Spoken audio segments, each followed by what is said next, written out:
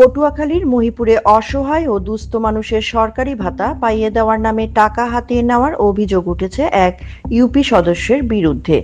বয়স্ক ভাতা, বিধবা ভাতা এবং বিভিন্ন সরকারি সুবিধা দেওয়ার কথা বলে গ্রামের সহজ সরল মানুষের কাছ থেকে হাজার হাজার টাকা আদায়ের অভিযোগ রয়েছে।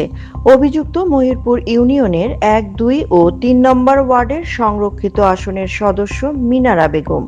অনুসন্ধানে জানা গেছে, ভাতার কার্ড করে দেওয়ার নাম করে ২ থেকে ৫,০০০ টাকা পর্যন্ত নেওয়া হলেও মাসের পর মাস পার হলেও কোনো কার্ড পাননি ভুক্তভোগীরা।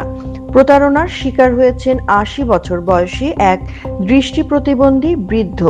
তার পরিবার জানায়, বক্স ভাতারটা বুঝো দিব কইয়া আমার আর দেয় না, টাকা নিছে ১,০০০, চাইছিল ১,৫০০, তারপরটা আসলে ১,০০০টা হেয়ে দিই। ওই মিনারা মেম্বার। কার জন্য দিছিলেন? ওই তোমার কাকার জন্য দিছিলাম, আমার স্বামীর জন্য দিছিলাম। আমার স্বামী তো অন্ধ। উনি অন্ধ কত বছর ধরে? এই ১৩ বছর। আপনার সংসারের আয় কিভাবে আসে? আয় নাই, আমরা খাই তো ওই ফুলাগুলো, ওই ফুলারা খাওয়ায়। আচ্ছা, ওই যে বক্স ভাতা দেবে তাহলে তো ২,০০০ কোন তাহলে কোনো টাকার কোনো কোড নাই, মার মাথা পায় তাও পাইনি। টাকা নেছে কি? মিনারা কি বললেন নেছে? বক্স ভাতা লাগবে না আমাদের।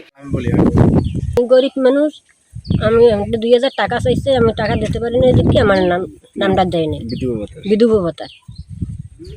আপনার নাম কি? আমার নাম জাহেদা। আপনার স্বামী নেই? না, স্বামী নেই। বয়স্ক ভাতার নামে লাগে ২,০০০ টাকা নেছে। পরে এখন এতে ১ বছর হয়ে গেছে, এখন কইছে যে টাকা কাট হয়ে গেছে। আমি নামে দেখতে টাকা ঠোয়া পাইনি একটা। এত বুড়ো মানুষ কার্ডও দেয় নাই? না না, কার্ড হ্যাঁ, দুইজনের যে ওষুধ খরচা আল্লাহ বাইরে উপরে পরে করে সামলাই দিয়ে চিন্তা করছি যে ২,০০০ যায় যাও, খেয়ে তো নাম দিছি, বুঝছেন। অভাবের সংসারে ধার দেনা করে টাকা দেওয়ার পরও মেলেনি ভাতার কার্ড। এদিকে একাধিক ভুক্তভোগীর অভিযোগ, টাকা না দিলে ভাতার তালিকায় নাম তোলা হয় না, আবার টাকা দিলেও পরে নানা অজুহাতে তা ফেরত দেওয়া হয় না, বরং অভিযোগ তুললে হুমকি ধমকি দেওয়া হয়। স্থানীয়দের দাবি, শুধু ভাতা নয়, সরকারি ত্রাণ, পানির ট্যাঙ্ক, টিউবওয়েল ও পাকা টয়লেট দেওয়ার নামেও ৫ থেকে ৭,০০০ টাকা পর্যন্ত আদায় করা হয়েছে। অভিযোগের বিষয়ে জানতে চাইলে ইউপি সদস্য মিনারা বেগম সব অভিযোগ অস্বীকার করেছেন। তিনি বলেন, তার বিরুদ্ধে আনা অভিযোগ সম্পূর্ণ মিথ্যা, ভিত্তিহীন এবং উদ্দেশ্য প্রণোদিত।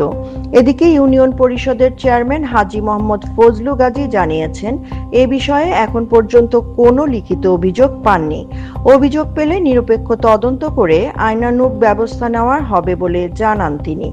স্থানীয় সচেতন মহল দ্রুত তদন্ত করে দোষীদের বিরুদ্ধে ব্যবস্থা নেওয়ার দাবি জানিয়েছেন। আব্দুল কাইয়ুম আরজু, পটুয়াখালীর প্রতিনিধির তথ্যচিত্রে সাদিয়া রহমান, বাতরা বিচিত্রা।